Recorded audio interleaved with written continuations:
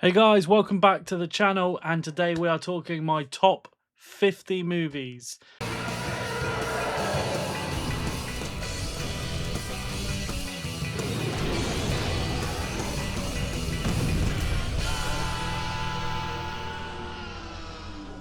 Now, disclaimer, this is a subjective list. This is my favorite movies. I'm not saying they're the best movies in the world. I'm not saying that they're your favorite movies or anyone else's. These are mine. Movies are subjective. You like what you like, I like what I like, and I'm just telling you what my favorite movies are of all time.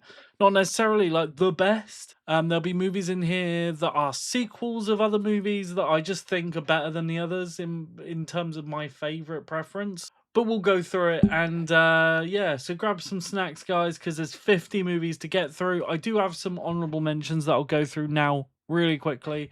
Texas Chainsaw Massacre, Walk Hard. I have Close Encounters on my list.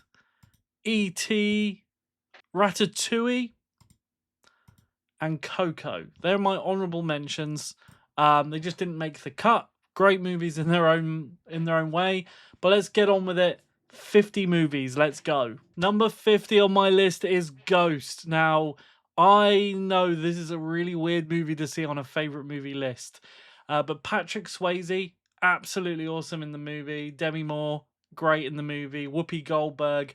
It is a romance film, but I think it gets overlooked for it being a romance film, because it's always like a romance thriller. This film is about a guy that dies and then comes back to life to warn his partner that his best friend is an asshole, and is behind his death. And Whoopi Goldberg plays a medium in the movie, and he talks to Sam, who's played by Patrick Swayze. Is a really fun time, and there's some really creepy moments, like the hell segments, the stop animation. Some really cool things as Patrick Swayze is this fish out of water as a ghost, trying to learn how to communicate with her, and Whoopi Goldberg has to try and make her believe that she's really talking to him. And there's a lot of elements going on in this movie, and it is a really fun time.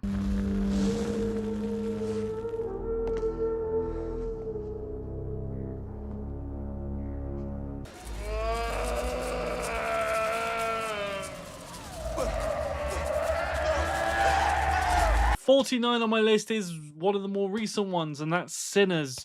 Michael B. Jordan playing two brothers in a period piece vampire movie. If you've not seen this movie, guys, do not sleep on it.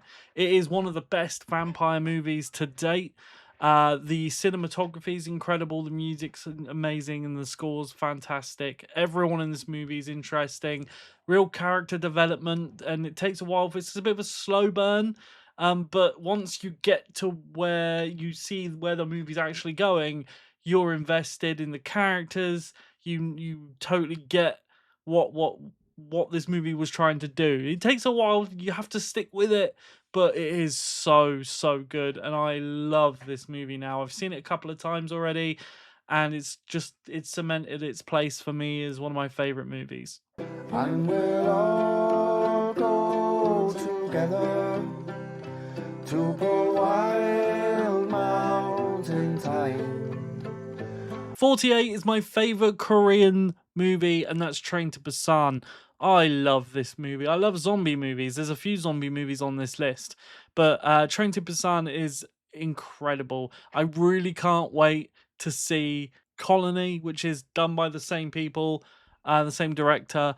And it's also obviously a Korean movie as well. I love zombie movies. I love this movie for being different, but also they just know how to make a movie, and they know how to make a zombie movie. Train to Busan, if you're a zombie fan, please check it out. Don't be afraid that it's, a different language. Just, you've got to jump into it and watch it, because it is not a film to be missed.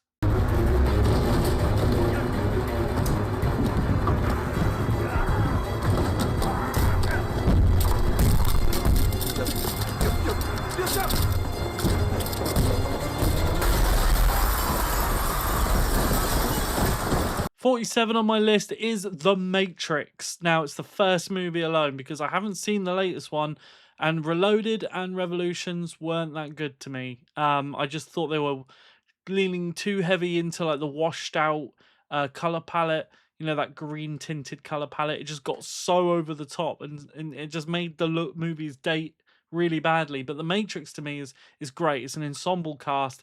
A lot of people remember this movie for Keanu Reeves as Neo, but to me, it's an ensemble cast with Lawrence Fishburne as well, and just a stellar cast, awesome story, original story. It's just a load of fun, and it's so rewatchable. The action sequences are great. The movie holds up. It's a great script, and it's just a great action movie, and it's a great action movie that actually makes you think too. It's not just leave your brain at the door. There's an actual thing behind it that you can think about. Do you want to know what it is? The Matrix is everywhere.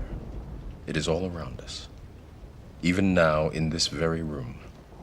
46 on my list. Now, this is difficult to choose between the first movie and the second movie, and that's Lethal Weapon 2.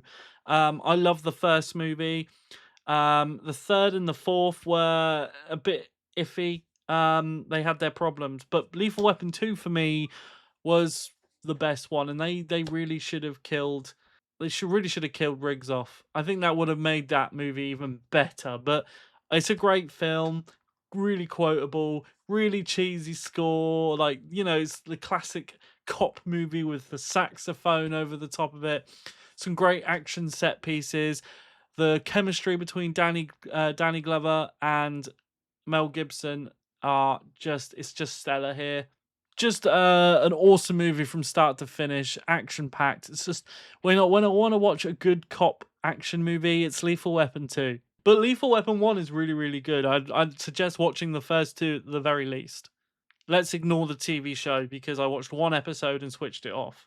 I'm surprised you haven't heard about me. You know, I got a bad reputation. I mean, sometimes I just go nuts like now. Change of tone with number 45 on this list. Jason and the Argonauts, the original movie. I loved this as a kid. I had a triple feature VHS set, and it was Sinbad and the Seven Voyages Sinbad, Clash of the Titans, and Jason and the Argonauts. I had that as a 3-pack set, and I watched the hell out of these movies. Jason and the Argonauts being my favorite for the skeleton battle.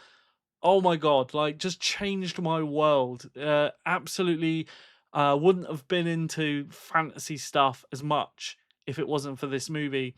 Lord of the Rings, Game of Thrones, all of that stuff I wouldn't have enjoyed if it wasn't for this. This is what like got me down that path. Loved this. Epic story. The movie still holds up, and I think, you know, some of the effects today still look better than CGI. I'm gonna die on that hill. Great movie.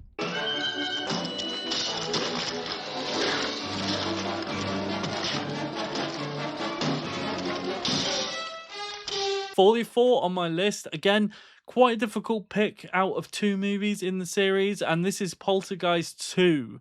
Poltergeist 1 is fantastic, don't get me wrong. I love that movie, and it almost took the lead over this one if it wasn't for Kane. This guy scared the crap out of me as a kid when I watched this movie. The way he just walks onto screen, doesn't even feel like he has to try, and he's ultimately one of the scariest villains on screen ever. And this guy was dealing with cancer while on set, and it kind of gave him that gaunt look, which made it scarier. And he just played an excellent part.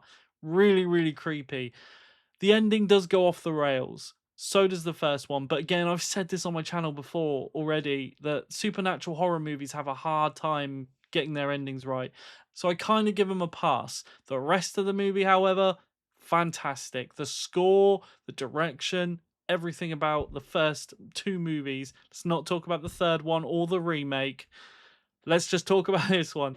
These movies are great, and I love the first two so much. They kind of have like a real family warmth to them while being shit scary. That's what these first two movies at least do so well. Hi. Are you lost, sweetheart? Are you afraid, honey? Well, why don't you come with me? All right. I'll sing you a song till your mom comes back. 43, for the first time in the list so far, it's a comedy movie, and it's Jim Carrey, my favorite comedic actor of all time, and it's Me, Myself, and Irene. What a movie. I remember renting this out and watching this, and you just laugh from start to finish. The way he plays like two characters in the same body, like he plays a schizophrenic, it's so good. The pacing is excellent, the jokes all land, and it just never ceases to make me.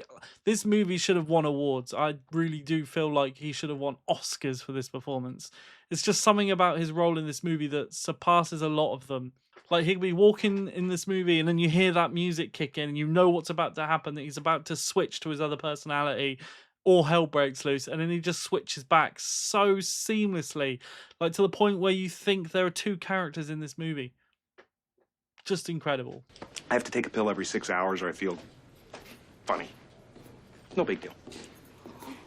What's it called? Advanced illusionary schizophrenia with involuntary narcissistic rage. If there's anything at all like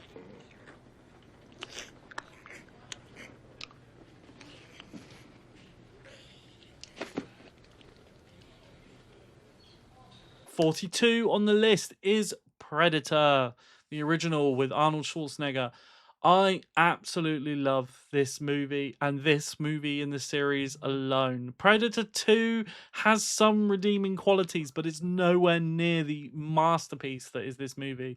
This film is like a war movie with an alien shoved right in the middle of it. It's so well done. It's one of those things that shouldn't have worked, but it does.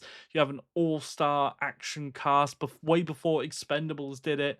Carl Weathers, who, by the way, I've met, and he was an absolute gent. Rest in peace. But Carl Weathers and Arnold Schwarzenegger, just alone, those two guys shooting out in the jungle against this incredible, terrifying, unseen force with like a Vietnam style plot behind it, and the music, and just big guns and muscles, and real quotable as well. Predator just was that amazing, relentless one movie that tried to do more and more and more and just failed all the time. Just constantly got worse.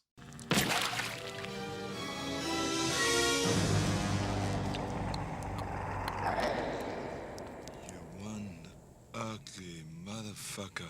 41 is The Lost Boys. I love vampire movies, and this 80s vibe movie is still just iconic to this day. The characters, the vampires, the lost, as the Lost Boys, this real kind of like creepy but almost summer blockbuster vibe to the movie. Like it's a real summery setting. You got this California vibe with this darkness that over the top of it, and it kind of has like a Buffy the Vampire Slayer-esque feeling to it, and definitely inspired that, right? This movie inspired my own writing. So as a kid growing up in a really weird seaside town in the UK, like I just kind of resonated with this movie, and I just found it so much fun. Corey Feldman as well, excellent in this film.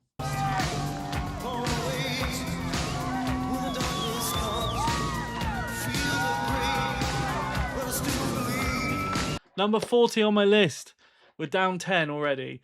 The Shawshank Redemption, the best prison movie, my favorite prison movie. Now, I do really like Escape to Alcatraz as well. That would have been possibly just beyond my honorable mentions.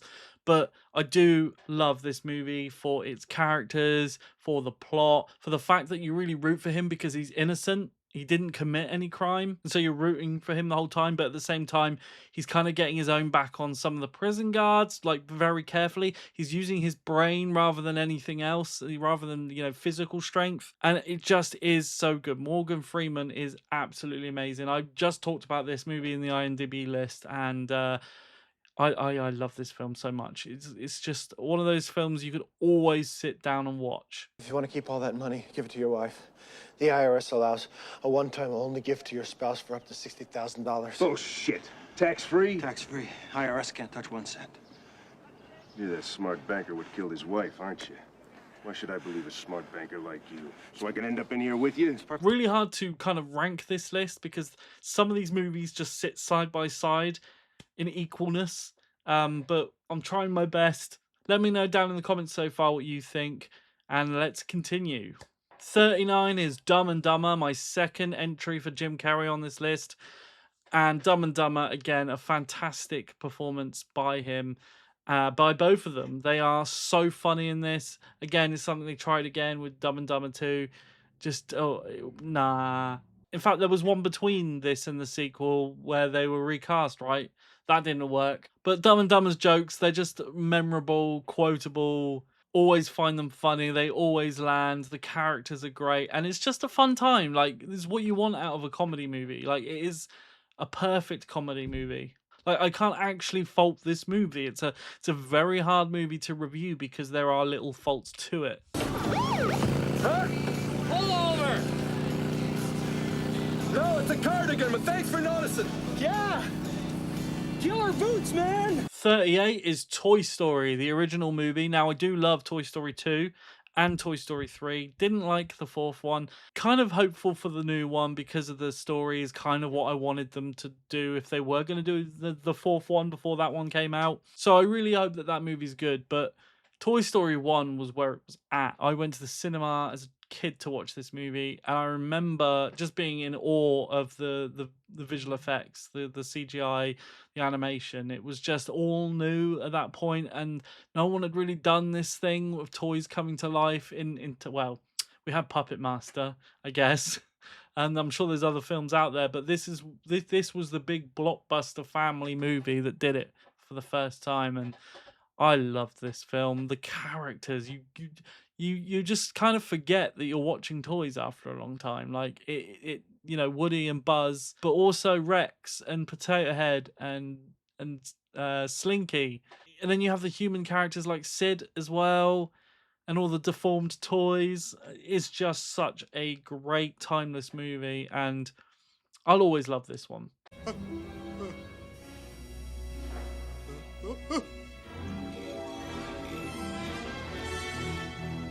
We are gonna die.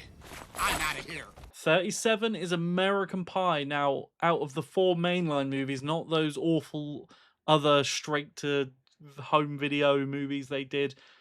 They were, from the ones I saw, were awful. But American Pie 1, 2, The Wedding, and Reunion are all fantastic films in my eyes. Some weaker than others in terms of pacing, or like I think American Reunion's probably the worst of the 4, but it's still good. Now, American Pie 1 is fantastic. I do kind of switch between American Pie 1 and 2 depending on my taste and for movies at the time, like my preference at the time or what I'm feeling. But American Pie is where it all started, and it is the teen movie of my era. To, like, you look at the 80s for like Breakfast Club, Pretty in Pink, St. Elmo's Fire. American Pie was like the 90s version and the ruder version of all of that, and it was a reflection of the time. The music choices in there, the soundtrack is, I still listen to the soundtrack today just because it's got a load of pop punk songs that I love, and it's the same with all of them too. And as an ensemble of cast, fantastic. Stifler is an iconic character, still funny every single time. Yeah. No, I think he's trying to watch some illegal channels here. Illegal channels? This is just bad reception, honey. Smack my hairy ass. What's that? 36 is Superman the movie. This is the original one. Now, again, I really like Superman 2, and I have a soft spot for Superman 3 with Richard Pryor. Let's not talk about Quest for Peace. Oh dear. Yeah. Forgot that was a thing, actually. I really liked Man of Steel, but everything else was just pretty bad. Superman 1, however, the original movie, Christopher Reeves, was just iconic. And I used to pretend I was Superman and fly around my bedroom. It was one of those films that it was one of the films that started me with film. It was a mixture of, Star Wars, Jaws, Jurassic Park, and Superman. I think they were like the big four, and Salem's Lot, so the big five. They were the movies that started it for me. And so Superman the movie, his performance, the it was a superhero movie that felt grown up. Even today, with all the new Marvel movies, it feels more grown up than that. It feels like a movie. It feels like a movie that you can watch as an adult and get adult themes from it. The romance between him and Lois Lane is really like serious and grown up. Um, the villain feels like a grown up villain, not just like I'm gonna rule the world and kill everybody like a Thanos. He's a human being with thoughts and feelings and ideas, and he's just smart, and that's what's so good about his villain traits in that movie. And that's where they went wrong for, say, Quest for Peace, because it's this nuclear man. It's just so ridiculous. But yeah, this movie was fantastic. The special effects hold up today. I don't want to go on too long. I think I'm going on too long. It shows how much I love Superman. Great movie. I need to try and not go on too much with these next movies, because as we're going up the list, I could just talk about them for days and days. So apologies. Hi. Oh, I'm sorry. Did you have plans this evening? Oh. Oh, this whole thing, no. Well, listen, it's no trouble at all for you No. to come back later. Don't move. Or, sure you can move. Just don't fly away, all right? Leave a comment down below if there's any movies I'm saying here in my list that you want me to do a review on, talk more about. I'm absolutely fine to do that. 35 is The Dark Knight. Now, again, I love Batman Begins and I love The Dark Knight Rises. I also love the original Tim Burton Batman. And I think if we never got this Batman, that Batman would be there. The original Tim Burton movie. It's original. There's been loads of Batmans before that, I know that. But anyway, blah, blah, blah, blah. The Dark Knight is an incredible movie. Christian Bale as Batman, the real darker tone, the more, again, like I was saying with Superman, a grown-up version of Batman, more so than like that comic style that we had before, like a darker, gritty comic. This feels like an more adult movie with adult themes. Heath Ledger as the Joker is iconic. Not my favorite Joker, I don't think. I think that still goes to Jack Nicholson. I mean, his dance to Prince is iconic in the art gallery. But this movie, yeah, just more grown up. Just something I wanted to see, a more grittier Batman, a more dark story, a more big screen Batman experience that we kind of was lacking after all of those weird sequels like Batman Forever and Batman and Robin. It got really silly. So this really took that back to what Batman should be, and The Dark Knight was the result. Love this movie so much. Where is he?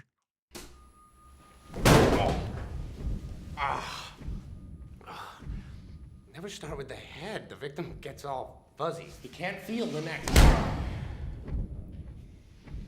34 on my list is Signs, another Mel Gibson entry here. He's got a couple. I do really like Mel Gibson as an actor and a director.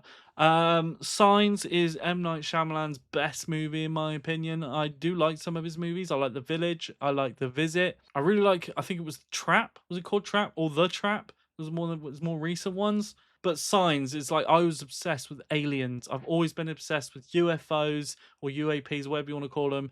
Aliens, crop circles, all of the Area 51, all of that stuff fascinates me.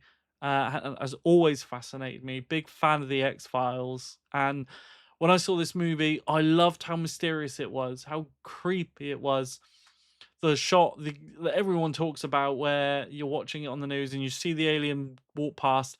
Terrifying. When I first watched that, it shat me up. It really just absolutely wrecked my brain. And I had nightmares for days, but that's what I loved about it. Like, a film that is able to do those things is a great film in my opinion. When they're sat huddled together watching these lights appear over like big cities on the TV, when they're hearing scratching and walking around outside the house, like all of the really subtle things.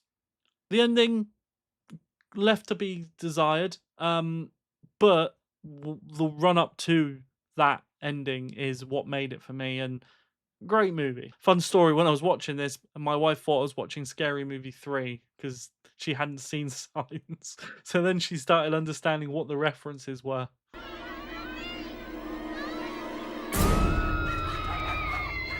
Oh! 33 was a really difficult pick because there's only one movie and a remake in this series that I really don't like, and there's a lot of movies in this series. Planet of the Apes. Now, my favorite on this list is Conquest, the Planet of the Apes. It was the first prequel before we got the newer ones, and I loved this movie. There was something about this one over the other original movies for me that just clicked with me. The idea of seeing these humans doing what they were doing to the apes, keeping them enclosed, and then like basically a prison break movie for apes.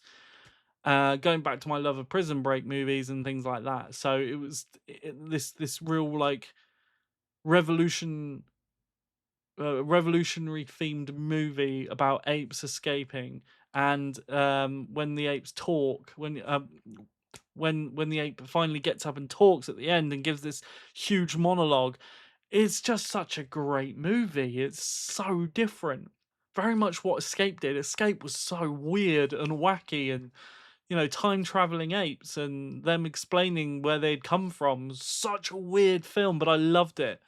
Obviously, Battle for the Planet of the Apes, I hate. I really do not like that movie. I think it was really bad. Um, and the remake Planet of the Apes was even worse. Uh, which is annoying because the actual apes I think look pretty good because they went with the practical effects, but it just fell short in every other way.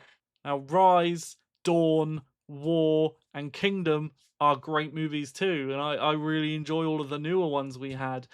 And then, of course, the other Planet of the Apes movies in the original series and the original as well. And even the TV series, for all of its faults, is really good. There is a lot of high quality movie and content in this franchise. And yeah, but for me, I think Conquest just sits above everything else just that little bit. And I just love this series, though, mostly. God, what do they do with that remake? Well, that ending. Maybe we can talk about the worst movies because that will be in there. From this day forward, my people will crouch and conspire and plot and plan for the inevitable day of man's downfall. The day when he finally and self-destructively turns his weapons against his own kind. The day of the writing in the sky, when your cities lie buried under radioactive rubble, when the sea is a dead sea and the land is a wasteland. 32 was another series I really struggled to find my favorite, but there's one movie that sits above the rest. This is the Nightmare on Elm Street franchise, and Nightmare on Elm Street 3 Dream Warriors sits on top for me. Nostalgia reasons. It was the first Nightmare I saw. I didn't see the original or the second one first. I watched this on VHS, and this poster here that you can see is the art that you had on the VHS that we had. And when I sneakily watched I shat myself. Not literally. But I remember picking that. Imagine not knowing who Freddy Krueger was, not knowing what the films were, but just seeing this poster, like this art on the front of the box. It took a few attempts for me to even watch it because I'd pick it up and just be too scared and drop it again and put it back. But Elm Street 3 was amazing because it was the first of the movies that dived more into that comedic edge from Freddy, that kind of like campy, funny side, as well as the horrific side. You have both really well balanced. From there, from the fourth one onwards, it kind of went out the window a little bit, but and a little bit too silly. But this one was great, and you had the different characters with different abilities in their dreams, and it had this like fantasy element to the movie, but also being scary, and it just the way they blended it and balanced it was just so good. The score, the music, the characters, everything about it, and obviously Heather coming back as well as Nancy, more grown up and more experienced, and is able to help all these other characters. just it grew the world as well. So it grew Freddy as a character, it grew everything, and I love this movie. I love the first one, obviously. The second one is pretty good. A lot of people don't like that movie. It's very strange, but it's a good movie for all accounts. It has some of the scariest Freddy moments in there. 4 was okay. 5 I do not like. And then I think it's what? Where are we after that? Freddy's Dead. Didn't like that one either. That was tacky and focused on a lot of 3D effects, and the story was a bit weak. TV series kind of sat alongside that with me. They were very similar. New Nightmare, loved New Nightmare, and for what we had with the remake, it was fine. I liked Freddy and his performance, but I didn't like everything else about that movie as such. Oh, and Freddy versus Jason, that's a great movie too. I'm like just pretty much like went through the whole franchise and what I thought about it in this video. This video is going to be long, and I apologize. I just don't want to be alone. I said, where's the fucking bourbon? You should listen to your mother. God damn it, Kristen, you ruin everything. Every time I bring a man home, you spoil it. You know what your shrink says? 31, a completely different tone. We're going over to Titanic. This movie you get a lot of flack for liking this movie, especially in person. Like if I say, oh, you know, if I'm at work and someone says, oh, what did you watch last night? And I say Titanic, they give me weird looks. But I just think it's a great movie. There's obviously the romance side. There's there's some problems with the movie in terms of accuracy, and there's a few plot holes, but this movie's fun and actually upsetting and emotional towards the end of the movie. My favorite part of the entire movie is iceberg onwards.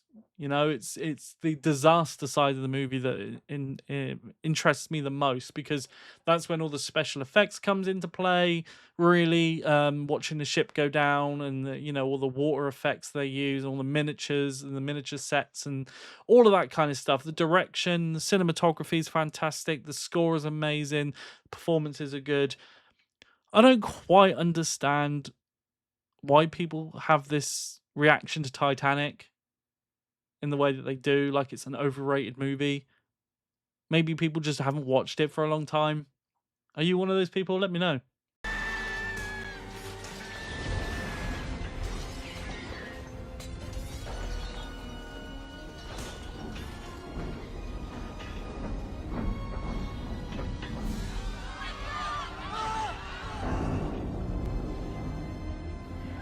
Number 30 is a joint entry. And it's really difficult again because there are so many, like, what, 30 odd movies? Avengers Infinity War and Avengers Endgame sit at this spot together. They're one movie to me. They are a combination of X amount of movies that were building up to this moment. And for me, the last amazing Avengers movies. So far, we haven't had them. I really hope that Avengers Doomsday is going to be just as good, but I can't see it being it that way. Like, just the ensemble of characters and performances, and the way they juggled so many characters and a great story and a great payoff and a great villain. The end of Infinity War is like one of the greatest moments in cinema now for me. Like, that ending is just, I remember the surprise being in that audience, like that moment when they all started dusting. It was incredible to watch. Like, it was just such a shock. Loved it. So good. I hope they remember you.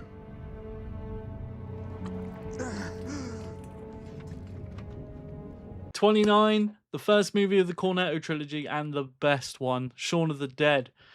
Again, I love zombie movies. I love British movies. I like Simon Pegg and Nick Frost. It was a win for me. It was a very British zombie comedy horror movie that does the balance so well. It feels like a serious horror zombie movie at some points, and then kind of jumps back to a comedy. And they just do that so well. The performances are so good. The music's good. The score's good. The location is iconic. Like, it just feels very British. Had a great time with this movie. I love Hot Fuzz as well. World's End is the least memorable and kind of fell short, almost like they ran out of ideas for a third movie, and it's like we need to find something. But this one, Shaun of the Dead, iconic zombie movie for a zombie fan. Love it. We take Pete's car, we drive over to Mum's, we go in, take care of Philip. I'm so sorry, Philip. Then we grab Mum, we go over to Liz's place, hole up, have a cup of tea, and wait for all this to blow over. 28 is my only Christmas movie on this list. I told you this list was going to be weird. At least I think I did. This is A Muppet's Christmas Carol. The ultimate Christmas movie for me. We watch this every year, Christmas Eve. I've seen this as a sing-along cinema version at Prince Charles Cinema in London. That was an amazing experience. I grew up watching this movie time and time again. In fact, I think when I was a kid, I watched it out of Christmas on repeat, and I wound my parents up with it. The music is just, you sing along to it, you can't help it. Michael Caine went hard in this movie. Like, he didn't need to go this hard, and he does, and he plays it so fucking well with a bunch of Muppets. Like, it still amazes me how straight he plays this movie, like it's a real art piece, you know, like a real serious take on A Christmas Carol. It's just wild. Some of us are endeavoring to raise a fund for the poor and the homeless. What might I put you down for? Nothing. You wish to remain anonymous? I wish to be left alone.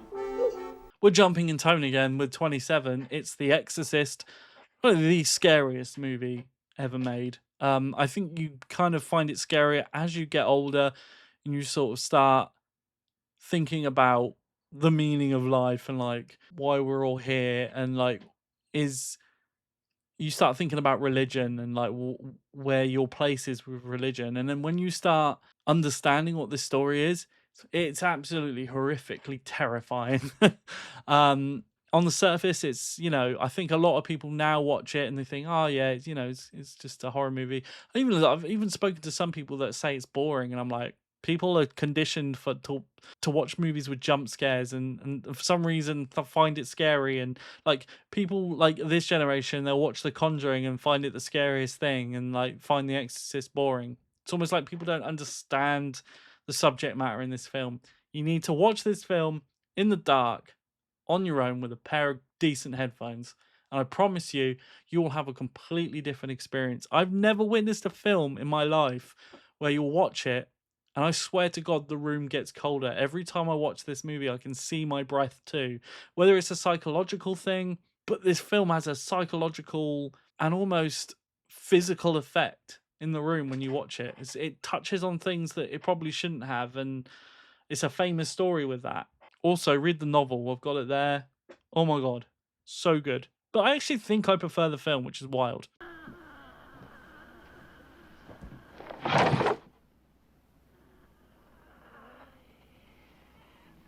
Did you do that?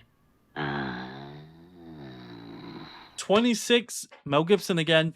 Braveheart. What a film. I know it's really historically inaccurate. I can't say that word.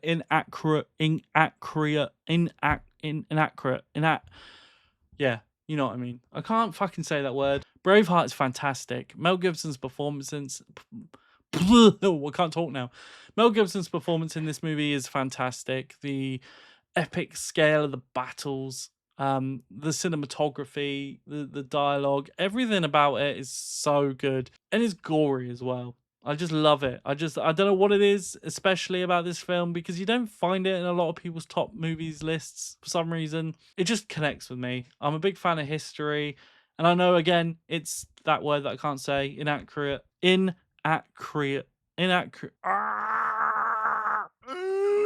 Yeah, I'm a history buff, and I think it's just seeing the battles, seeing the time period it's set in.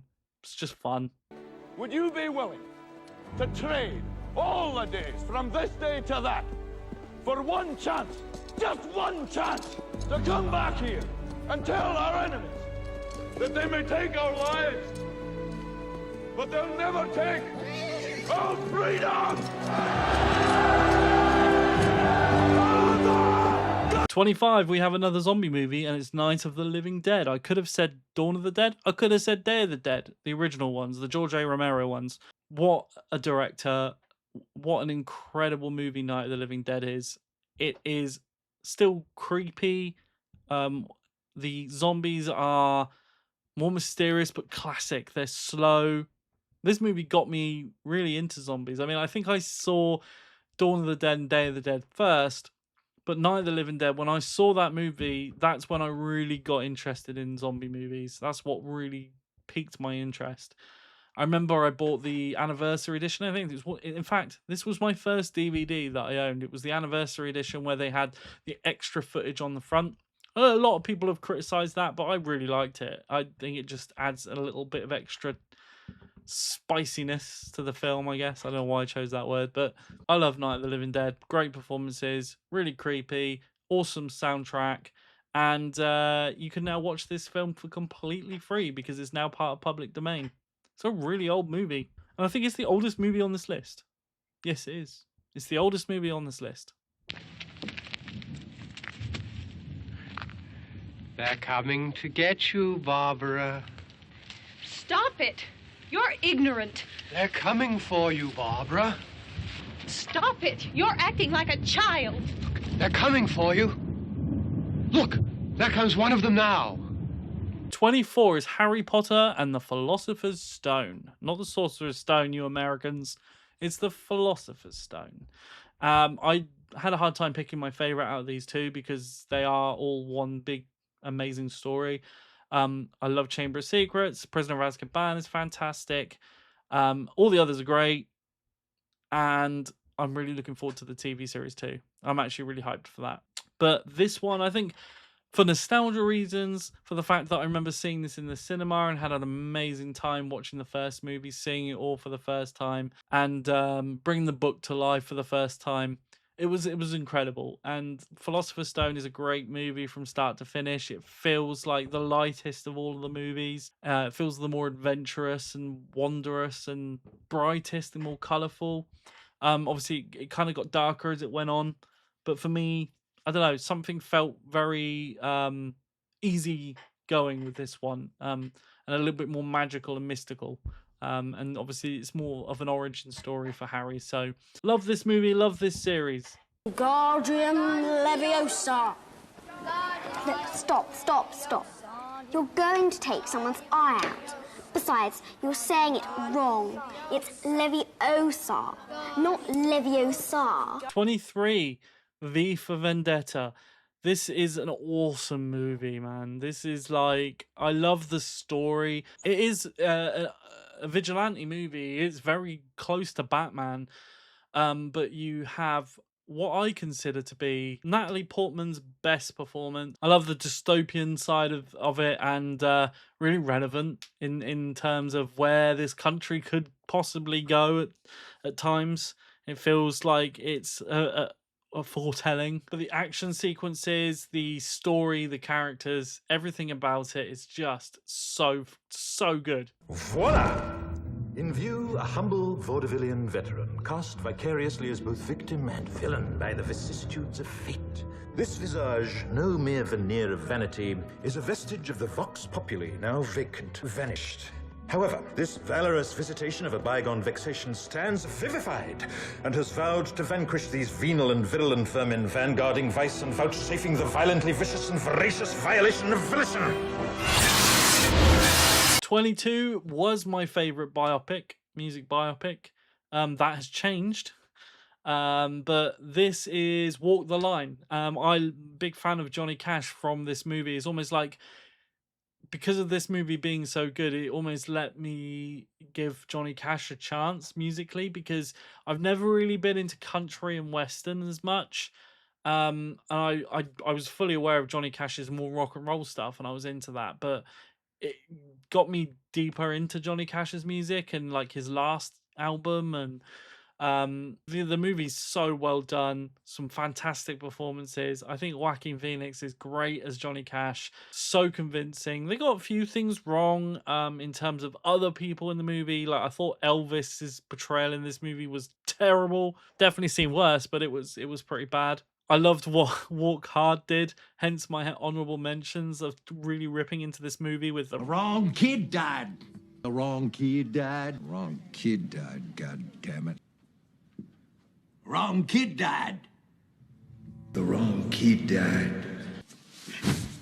The wrong kid died. But there's so many great moments in this movie. It is a very well done biopic, and it left me wanting more. Every time I watch this movie, I'm like, I wish this just went on longer. And I like to have seen like an older cat. Everything musically seems really authentic in this. Loved it. Go away from my window. Leave at your own chosen speed. I'm not the one you want, babe. I'm not the one you need. You say you're looking for someone who's never weak, but always strong. 21 is Saving Private Ryan. Now, again, I'm a history buff.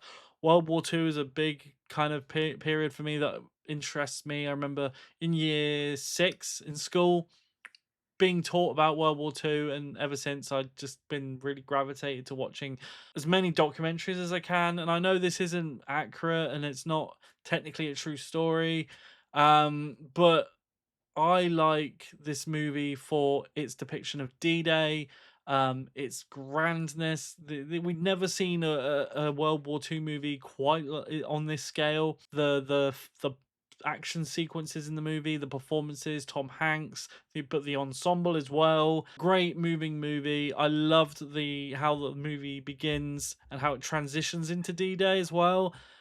Just everything about the movie, the way it's cut, the way it's edited, is just fantastic. It's one of those movies that I'll always enjoy.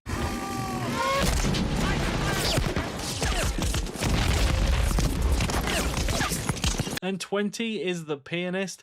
Now, I know there's this whole thing with Polanski, but I love this movie. I think it's horrific. It's traumatizing. It traumatized me in a way. Like, it really brings... I mean, I'm sure it's much more horrific than what we see in the film, but what we see in the film is horrific. It really brought to light just how bad things got, and it still amazes me that a human being could do such evil on another human. Like, it's just crazy. Adrian Brody in this movie is amazing, and I'm fascinated by how dark the movie is, if that makes sense. Like, it's amazing how they were able to capture that. I think the best scenes for me were the ghetto scenes, because you don't really see that world in a movie. Like, we've had Schindler's List, that obviously you see a lot of the camp stuff, and even movies like Boy in Striped Pajamas I love as well. But when we saw Pianist, it was the ghetto side, it was the integration with German life and the outside of the ghetto and all of that stuff. Like, it was just a thing we hadn't seen on film, and I really respect what they were able to do with this movie. I think it's great.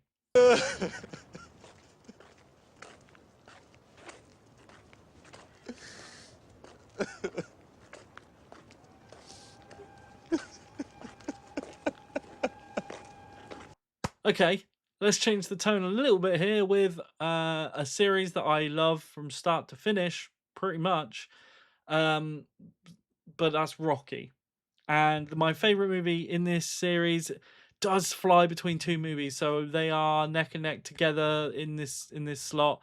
My favorite most of the time tends to be Rocky 4, but not the Rocky 4 we've had for a long time. It's Rocky versus Drago.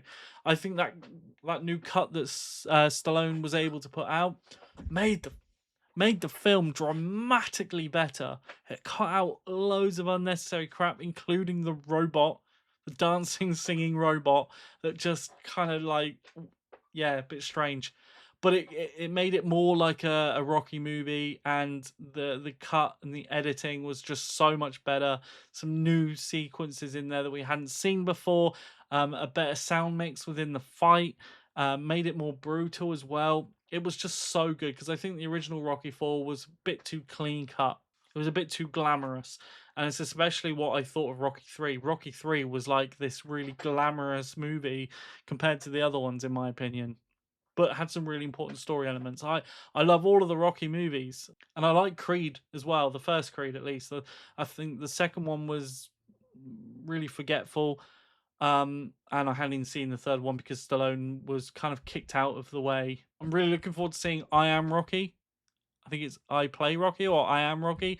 It's like a movie about how Stallone got that part. So I'm looking forward to that. But Rocky versus Drago, I think, and Rocky 2 are the two movies that sit together for me on this spot. If I can change, Я думаю, что каждый тоже изменился then сегодня. you can change. Вы можете измениться. Everybody can change. 18 is Terminator 2 Judgment Day. Now, I love the first Terminator, and Terminator Salvation has redeemable qualities, but as far as the other Terminator movies go, I rewatched Terminator Dark Fate, and I came out of the cinema originally when I watched that movie and really enjoyed it. But I think on second watch, it was like, I don't really know why I enjoyed it. Maybe it was just seeing it on the big screen or something along those lines, or rose tinted glasses. But Terminator 2 for me is the ultimate Terminator movie. It's a fantastic movie on its own right without the first movie. And the performances are great. It's probably Schwarzenegger's best movie. Actually, probably, yeah, I'd say it is his best movie. The music, I remember having the Guns N' Roses You Could Be Mine on vinyl. I had that. The Terminator 2 soundtrack, I had that on vinyl and it was incredible. Love this movie. Great soft spot for it. The visual effects still stand up today.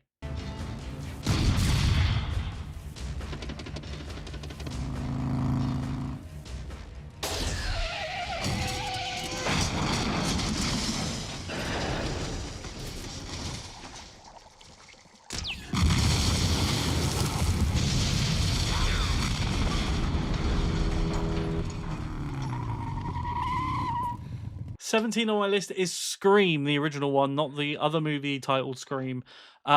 This is a fantastic slasher movie. The ultimate slasher movie for me because it's a 90s movie. I grew up in the 90s, so ultimately it pays homage to all of my favorite movies in the genre.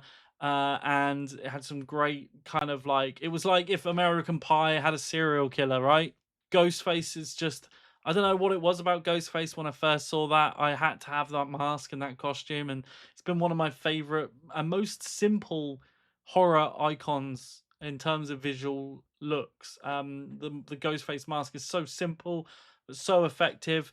But that first movie, that opening with Drew Barrymore, was absolutely amazingly done. And I like Scream 2. I do like Scream 2. They killed off a character that I really think they shouldn't have. Scream 3 was alright, and Scream 4 was okay. I definitely prefer it now than what I used to. It's kind of grown on me over the years.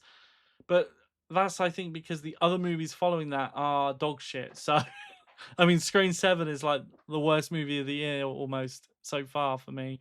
But Scream 7 is just awful. So, yes, the original Scream is up there. It's one of my favorite movies. It's so good. Just some scary movie. You like scary movies? Uh-huh. What's your favorite scary movie? I don't know. You have to have a favorite. What comes to mind? Halloween. You know, the one with the guy in the white mask who walks around and stalks babysitters. So 16 is Indiana Jones and the Temple of Doom. It's the prequel to the original Raiders of the Lost Ark movie. And I absolutely love this. Well, the first three movies, right? But Temple of Doom is my favorite. It's darker. And even though, like, even Spielberg didn't like this movie, he said it went too far and too dark.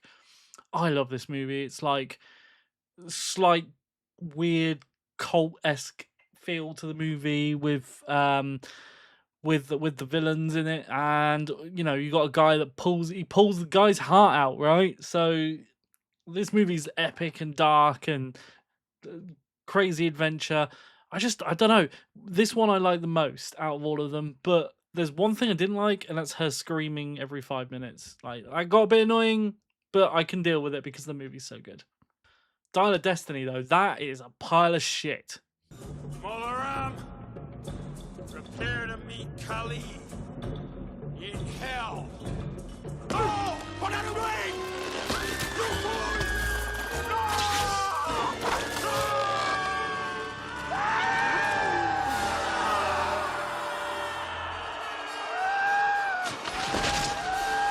15 on my list is Goodfellas, directed by Martin Scorsese, and it's his epic, amazing masterpiece of a movie. And I was talking about this in my last video, the IMDb rating.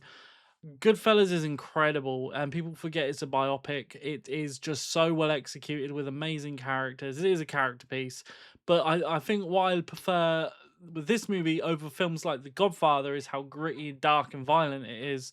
It's just more pivoted towards my personal taste. But I do love Casino as well. It's another great movie. It's funny, you know. It's a good story. It's funny. You're a funny guy. What do you mean? You mean the way I talk? What? It's just, you know, you're just funny. It's funny, you know, the way you tell the story and everything. Funny how? I mean, what's funny about it?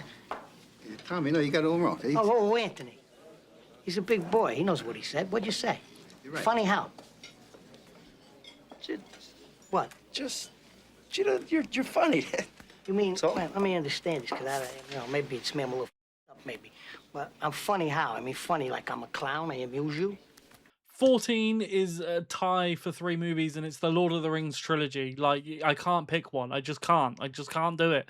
This is one of the greatest trilogies of all time on film. I've said a lot about this in my last video, but it's just this epic fantasy world that you feel completely absorbed in. By the time you get to like the second movie, you're just like, you're lost in it. And I can't watch one without the other. Like, if I'm going to watch Lord of the Rings, I'm going to watch all 3 movies back to back. It's just how I do it. And I absolutely adore everything about this movie. The characters, the physical, the practical effects, the score, just everything. Like, it is just, I can't fault these movies. They're so perfect. One does not simply walk into Mordor. Its black gates are guarded by more than just orcs. There is evil there that does not sleep. The great eye is ever watchful. 13 is Back to the Future. Now, I do like the trilogy as a whole. I love the trilogy as a whole. The third one is a little bit weak for me. I tend to I always tend to go, right, I'm going to watch Back to the Future. And I watch the first 2 movies, have a blast, watch the third one, and I'm like, it's so weak compared to the other 2. But Back to the Future, the original, is where it's at. This movie is just absolute enjoyment from start to finish. The characters, again, like Marty McFly, I wanted to be Marty McFly growing up, you know. It was just cool. The chemistry between the two, between Marty and Doc, like, it's just incredible. The music's great. It's just the coolest film. Like, you don't often see movies that can handle time travel, be cool, and get away with the plot holes, you know? I love Back to the Future Part 2 nearly as much, but for me, Back to the Future is just the ultimate movie of the trilogy. And that wasn't always the case. Back to the Future Part 2 was my favourite up until very recently. I think as I've sort of grown up, I've come to appreciate the originality of the original movie. All right, this is an oldie, but well, it's an oldie where I come from. All right, guys, listen, this is a blues riff and B. Watch me for the changes and try and keep up, okay?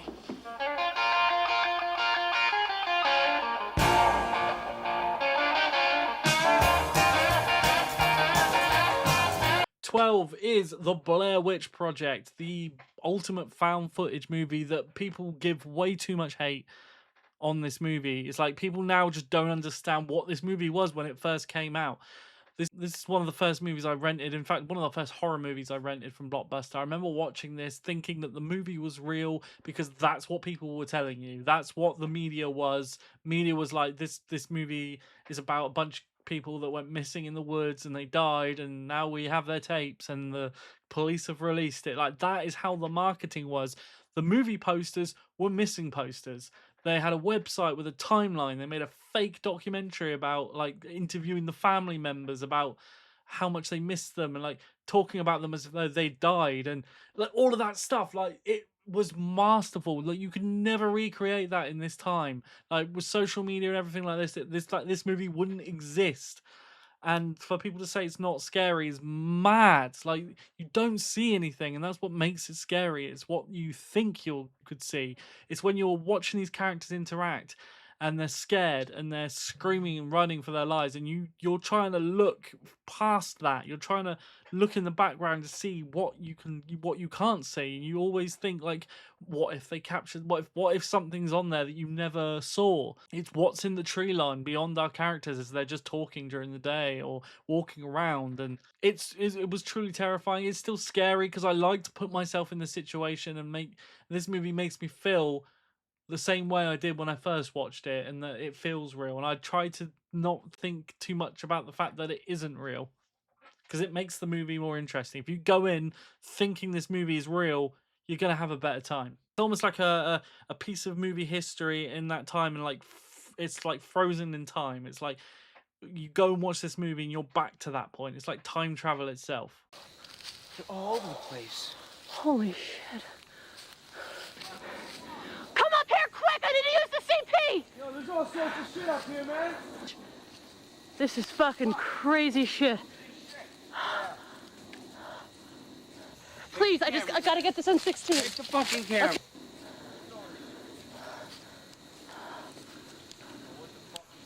I have no idea. Number 11 is the best zombie movie ever made, and it's Return of the Living Dead. This is a comedy. This is a dark comedy horror. It's just so well executed. It wouldn't work today.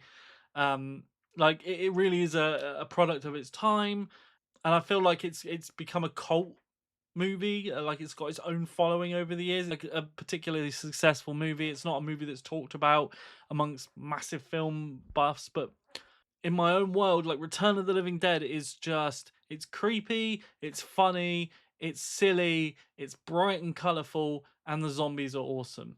There's like there's tons of zombie gore, but then you have like Tarman.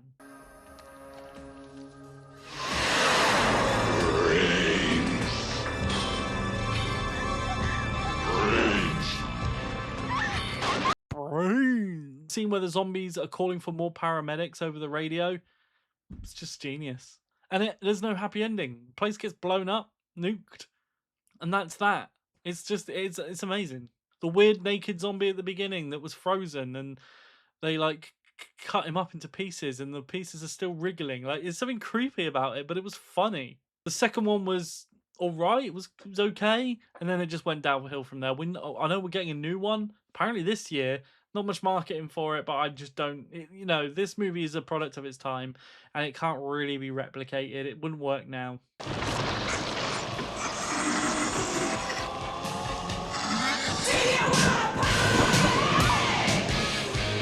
10 on my list is another great series of movies, with the exception of a few, and that's Rambo. But First Blood is the best action movie ever made, in my opinion. It is the essential action movie. It's amazing how good this movie is. Like it's so simple. He goes into town. He gets basically forced out and kicked out and abused by the police, and then he has a war. He goes to war with the police force in this small town because they drew first blood, and like he's like trying to survive, but he's dealing with PTSD from the war, and it's violent, but it's so well done. Like Stallone's performance is just as good as Rocky. I prefer Rambo First Blood. I love part 2. Part 3 was not so great, but Rambo, the fourth one, was it John Rambo? What a movie. Fantastic movie. Equally on par with First Blood. And then the last one was not really a Rambo movie because he spoke so much. Like, completely different character, but it was okay. Very forgetful. But First Blood and Rambo 4 are the best in this series.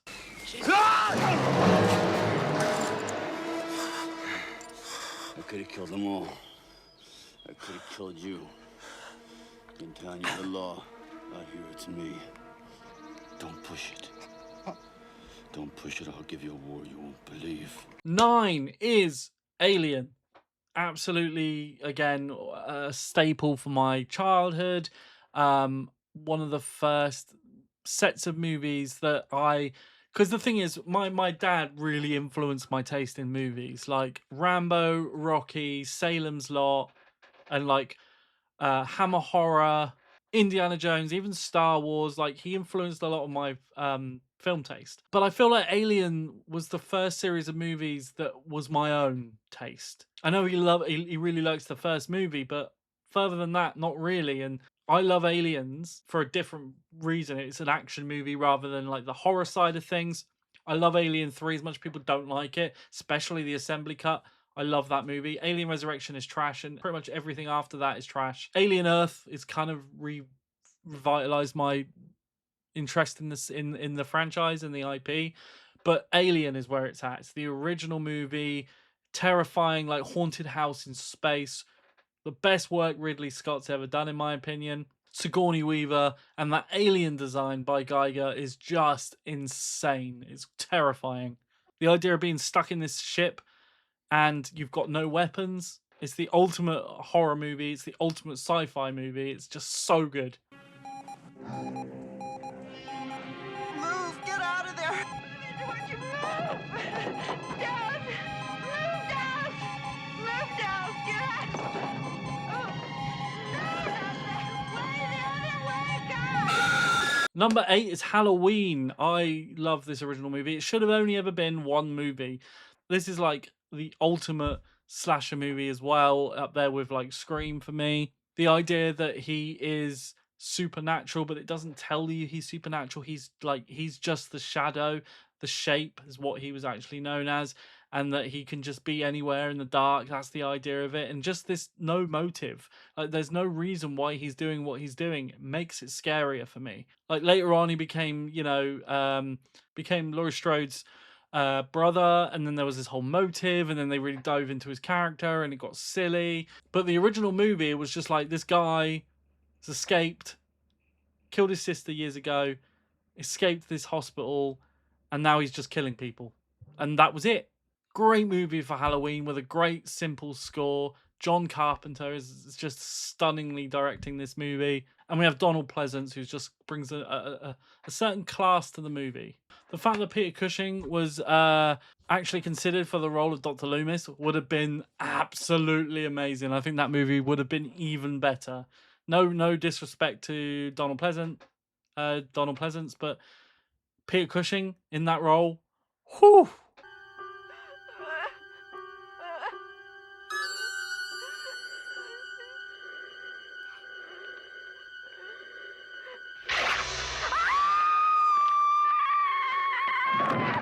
Number 7 is American Werewolf in London, another movie that just stands the test of time. Great British movie, creepy, like just tons of atmosphere, practical effects, dark comedy. Where his friend keeps coming back to him and he's more kind of decomposed. And there's a scene in the cinema where all of the victims are there telling him to kill himself. Obviously, the same director went on to do Michael Jackson's Thriller, and again, a big part of my childhood too. Stay tuned on my channel because I'll be doing movie locations at some stage for American Werewolf in London. So if you want to see that video, check that out. I'm also going to do a review for that real soon as well. And all of these movies will eventually have reviews here for you to watch. Good Lord.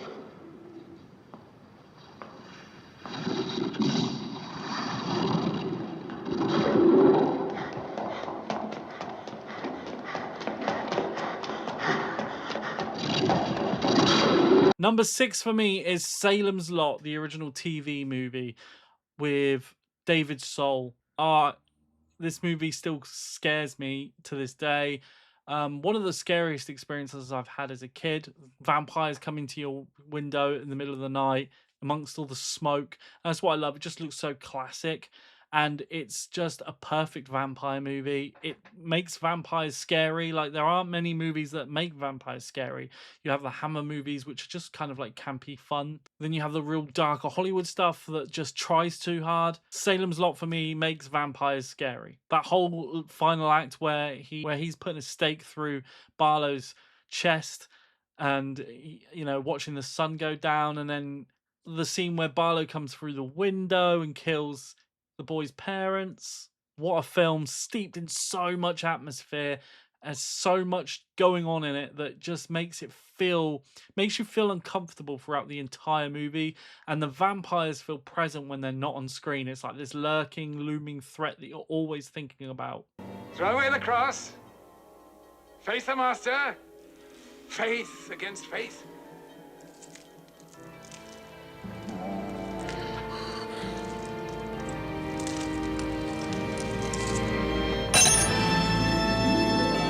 All right, you made it to my top 5. If you're still watching, I very much appreciate it. You guys are awesome. Please consider hitting subscribe because a many number of percentage of you guys watching right now are not subscribed to the channel. So please, if I could ask you to do one thing for absolutely free, just click that subscribe button. You can leave a comment. Let me know your favorite movies. Is there any movies here that you thought was just so dumb to have in my list?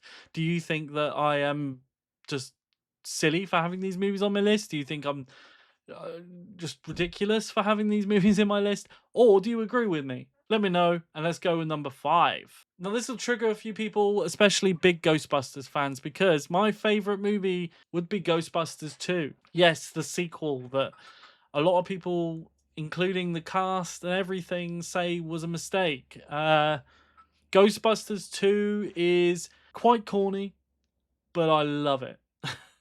I just think this movie is so underrated. First off, we kind of carry on where we left off, and a lot of people hate the fact that after all of that, we have two characters, Sigourney Weaver and Bill Murray's characters, had split up. She'd had a baby, and this whole film kind of revolves around that baby.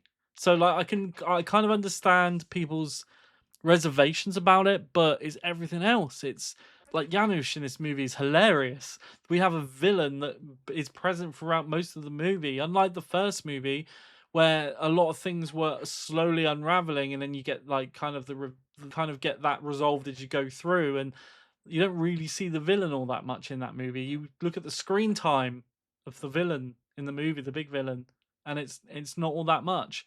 Whereas in this movie, it's there's almost like more of a plot, but there's a feel good element to it. The Statue of Liberty walking through the city. It's corny, but it's like a real like the whole thing is set around New Year's, and there's just this uplifting vibe. The music in the film's awesome. I had the vinyl, Bobby Brown doing the score and the soundtrack or whatever. It was just absolutely awesome. On Our Own is a tune. I don't know. There's something about this movie that's uplifting, while also being a lot creepier than the first movie. The railway scene with the heads on the pikes and the voice.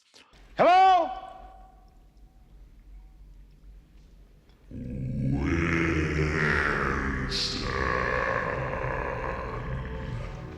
Terrifying.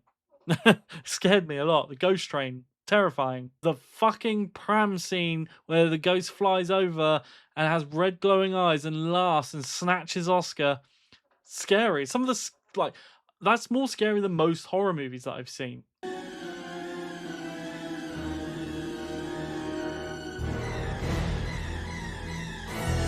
The Titanic coming back, and the whole scene with with Flip City playing in the background, which is another tune in the movie, a great song. But all of the creatures are coming out, and all the ghosts are coming out, and like everything's going crazy out there. Ghostbusters have been locked up in a mental institute, and it just all like this big crescendo of an ending. Love it. Also introduces the idea that Slimer was kind of a good guy in the movie too. Another twist from the first movie. Then we had Ghostbusters with the female cast. I know there are fans of that movie, and it's not even because, it's not because of the females. It's nothing to do with that. It's just a bad film, and it's a stench on the IP. I liked Afterlife. I loved Afterlife. Thought it was great. It was like a send-off for Egon's character. It was like a closing of book. And then Frozen Empire was like the most forgettable thing. Like, I just don't even remember anything about that movie other than a weird ghost girl and a relationship that didn't really go anywhere, and you kind of thought it was going weird places, and it never even went to the weird place. That movie's not that great. Number 4, another trigger warning here, because the critics are hating this movie, and if you do not like Michael Jackson, and because of the allegations and the weird shit going on with his whole legacy, but my 4th favorite movie is one of the newest entries in my list, and that's Michael. I can't describe how this movie made me feel after so long. Like, Sinners is a new entry in my list, obviously, but it's much lower down. To have a film this high up in my list in 2026 is something I never expected for at least a very long time. A very rare thing for something to get this high up in my list all these years later. You look at all the other movies that are around this sort of slot. There's a lot of 70s and 80s and 90s on this list. But Michael just brought me back to 1997 when I saw Michael Jackson live. The sound design in the film is absolutely underrated that no one's talking about right now. Even the critics, they're criticizing this movie, and the sound design is just something I've never witnessed ever. Period. It's the greatest sound mix I've ever heard in the theater. So Jafar Jackson never acted before, playing his uncle. Just I forgot it was even Jafar Jackson. I thought sometimes you had to pinch yourself and remember you weren't watching Michael Jackson. The story was, yeah, okay, I get it. Like there's a lot of stuff that could have been in there, but it's already like a 2 hour old movie. The story is about him escaping the clutches of his controlling and tyrannical father, who was beating him with a whip and then telling him how to think and telling him he was ugly and therefore he was getting a nose job and all that stuff. Like that is the story of this film. Everything else is like a bonus, but there are performance pieces in this movie that just made me feel so good. I grew up with his music, seen him live, favorite artist of all time. It's just a phenomenal movie. I've seen it twice already. Gonna see it a third time. Can't wait for it to come out at home as well, because hopefully we get an extended edition. And I feel confident that this movie is not going to budge anywhere in my favorite movie list. Like it's just so good and such a good buzzing feeling to have. This is what I strive for when I go to the cinema and watch all these new movies coming out. I do it because I love movies and I'm always seeking that buzz coming out the cinema thinking, I just watched a life changing movie for me. Just as I did when I was young and I watched Jurassic Park, Ghostbusters, Star Wars, Back to the Future, Lord of the Rings, Harry Potter. Like, Michael matched that. And it was such just an amazing feeling. Like, it got me excited.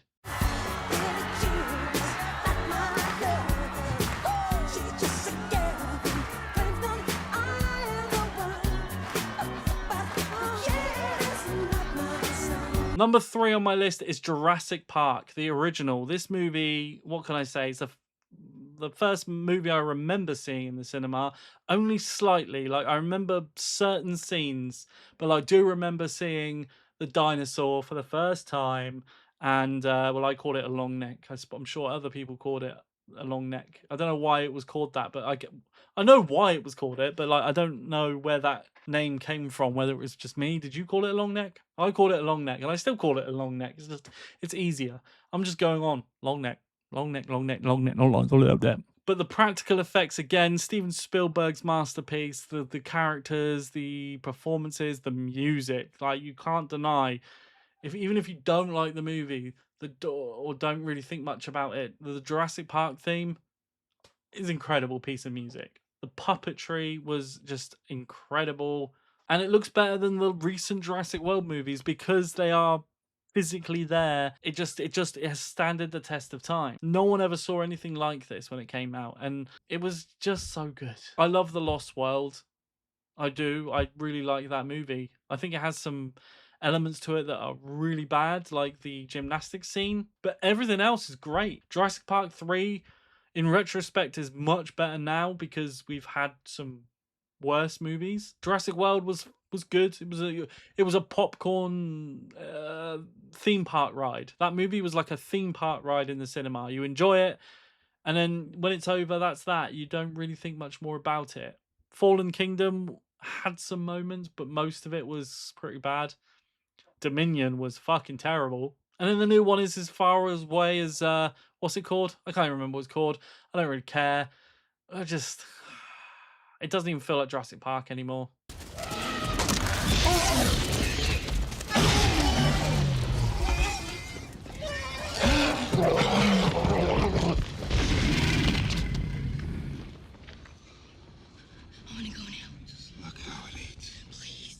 Number 2 on my list. We've got 2 movies to go, and this second place is kind of much more than one movie. It is kind of the Star Wars franchise as a whole. That is TV and movies. It all just comes into one big package, and some's better than others. But for my favorite of the bunch, which is going to be controversial. Rogue One, a Star Wars story. There's a lot of reasons for it. It's not just the film itself. It's the the time that that movie came out. We've just had all the hype, and Force Awakens came out, and I loved it. It set up something that we didn't have yet, and there was a lot of like hope and um, excitement over where these things would go. Because Force Awakens, I still say, is a great movie, although it's hard to watch now because it built up to what we had in Last Jedi. And as you can tell, I didn't like Last Jedi much at all, and I didn't like Attack of the Clones either. Empire Strikes Back is my second favorite. But when I throw in things like the Mandalorian TV series, the first season at least, and the second season, Andor, I loved Obi-Wan. I don't know why people didn't like Obi-Wan. It's bizarre. The franchise as a whole, I love it. Even Rise of Skywalker, I had a load of fun with, even though I kind of checked out at that point and thought, okay, we're not going to get what we wanted, but we got this, and they made what they could with that last movie. By bringing Palpatine back, it was just fun. It was just like, okay, let's just do it. But for me, Rogue One came out, you just had Force Awakens and all that hype. The movie was great. Rogue One came out, and I got to see Peter Cushing on screen again. Has this incredible technology, and I don't care what people say, I still think it looks great. We had Krennic, this amazing new character. We had Andor, and now we know more about his character. It influences the movie to be even better. The tone of the movie, the war aspect, and the battles in that movie, the space battle at the end, just amazing. But Darth Vader's corridor scene, that whole final act of the movie was out of this world. Just didn't expect to see Darth Vader ignite a lightsaber on the screen and do what he did. It's just epic. I love the world building. I love everything about Star Wars. And Star Wars as a whole takes this slot. I bounce between them so often, but I love pretty much the whole series. I mean, even Last Jedi, like, there's stuff I can see in it that I like. There's stuff I like in Attack of the Clones. There is stuff I like in everything that there is of Star Wars. Even the Book of Boba Fett has some good episodes. I just love this show too much, and I really hope Mandalorian and Grogu is good.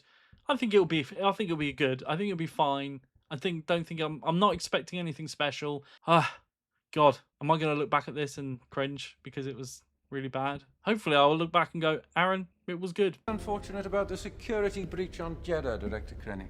After so many setbacks and delays, and now this.